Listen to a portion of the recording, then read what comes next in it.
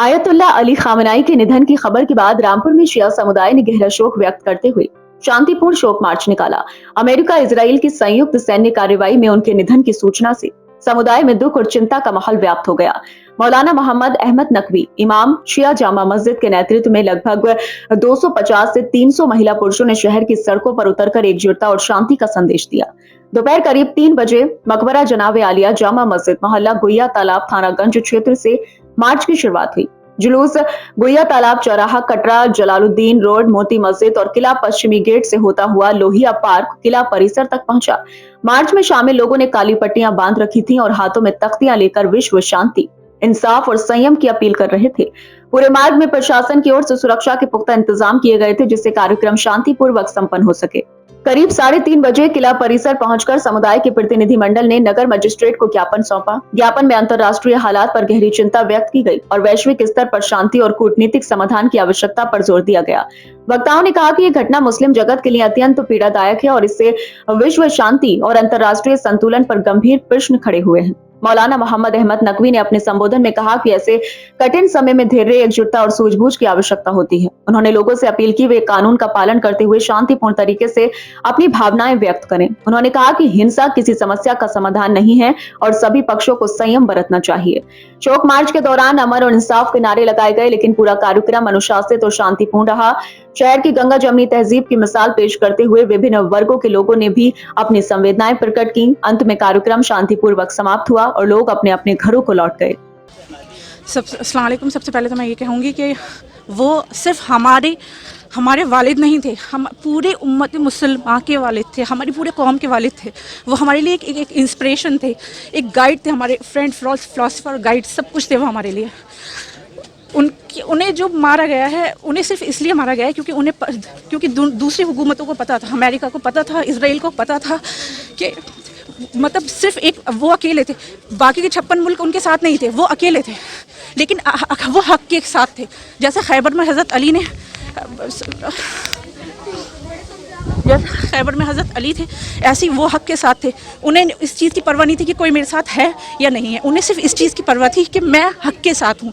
फ़िलिस्तीन पे जब जुल्म हुआ है तो कोई सामने नहीं आया था, सिर्फ वो सामने आए थे। उन्हें इस चीज़ की परवाह नहीं थी। उन्होंने पहले ही कह दिया था कि मुझे शहीद होना है, आज नहीं तो कल उन्हें शहीद होना था और वो शहीद हुए।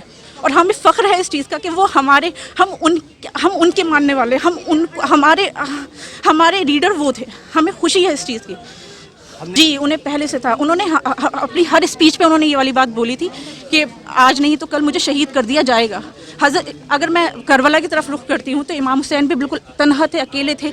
यजीद के साथ तो पूरी दुनिया थी, सब कुछ था, लेकिन उसे इमाम हुसैन की ही बैयत क्यों चाहिए थी? क्योंकि उसे पता था कि इमाम हुसैन कितने उस टाइम पे कितने स्ट्रॉन्ग या कितने पावरफुल लीडर हैं। तो इस हिसाब से इसी तरीके से जो इसराइल है, अमेरिका है, उसे ही पता था कि भले ही 56 मुल्क हैं, लेकिन खामनेई साहब अकेले अपने आप में इतने पावरफुल थे कि उसे पता था कि अगर ये हमारे साथ हो गया तो कोई भी हमारे साथ, हम जीत सकते हैं। और खामनेई साहब हम हमेशा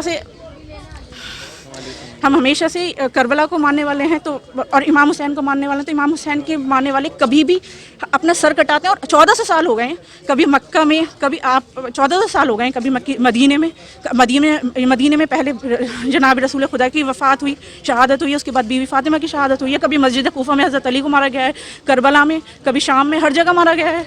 तो हम तो उनके मानने वाले हैं। हम तो 1400 साल से लड़ रहे हैं। पहले रसूल को मारा गया, आले रसूल को मारा गया, आज उनके मानने वालों को मारा जा रहा है। हमें इस चीज़ की परवाह नहीं है। कल को अगर हम मरते, मैं अपना बता रही हूँ, अगर मुझे मारा जाता है मुझे परवाह नहीं होगी, मुझे कोई शहादत की परवाह नहीं होगी। रामपुर के लिए, बल्कि मैं ये कहूँगा कि पूरे मुस्लिम समाज के लिए आज बहुत बड़ा काला दिन है, ब्लैक डे है।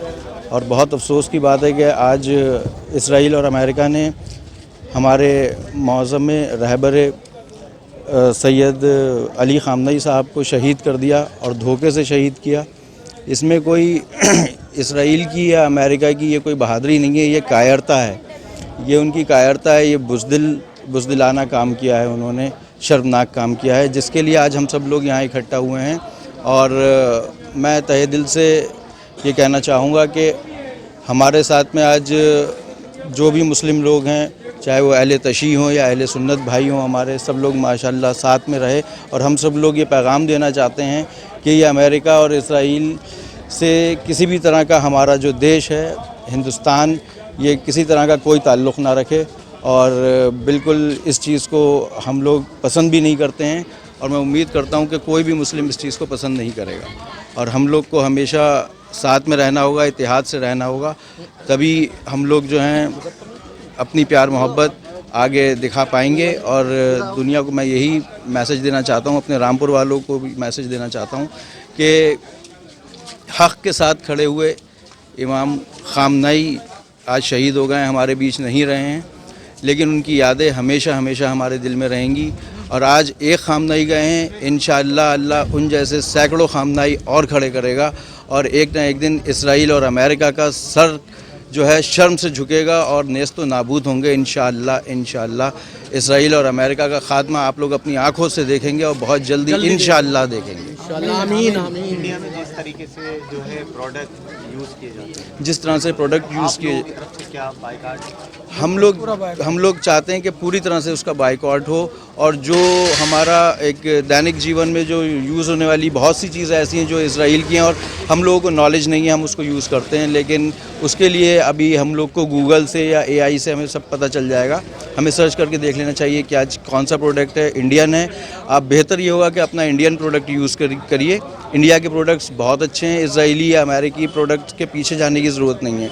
तो मैं ये कहना चाहूँगा कि इजरायली प्रोडक्ट का बहिष्कार कीजिए और अपने इंडिया के प्रोडक्ट सबसे बेहतर हैं। आप कोशिश करें कि उनको ज़्यादा से ज़्यादा यूज़ करें और इसका बहिष्कार करें।